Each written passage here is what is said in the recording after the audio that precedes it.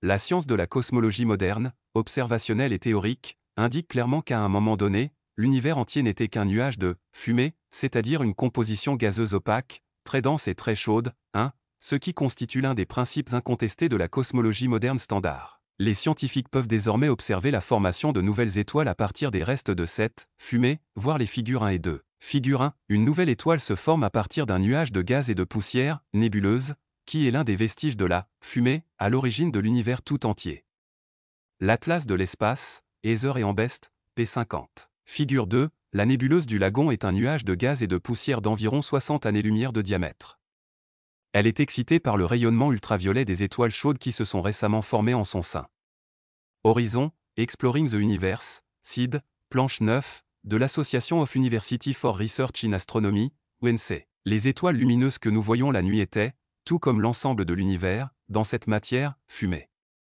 Dieu a dit dans le Coran. Il se tourna alors vers le ciel qui n'était plus que fumée.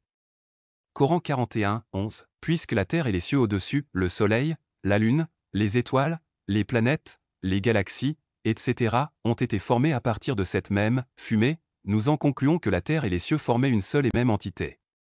Puis, à partir de cette fumée homogène, ils se sont formés et séparés l'un de l'autre. Dieu a dit dans le Coran. Ceux qui ont mécru n'ont-ils pas su que les cieux et la terre formaient une seule entité, puis que nous les avons séparés?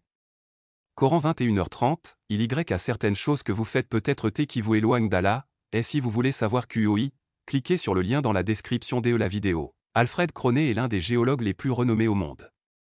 Il est professeur de géologie et président du département de géologie à l'Institut des géosciences de l'Université Johannes Gutenberg, à Mayence, en Allemagne.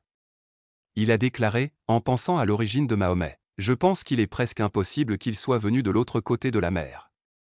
Je pense qu'il est presque impossible qu'il ait pu connaître des choses comme l'origine commune de l'univers, parce que les scientifiques n'ont découvert que ces dernières années, avec des méthodes technologiques très compliquées et avancées. Que c'est le cas 2, pour voir la vidéo Real Player de ce commentaire, cliquez ici. » Il a également déclaré, quelqu'un qui ne connaissait rien à la physique nucléaire il y a 1400 ans ne pouvait pas, je pense, être en mesure de découvrir par lui-même, par exemple, que la Terre et les cieux avaient la même origine.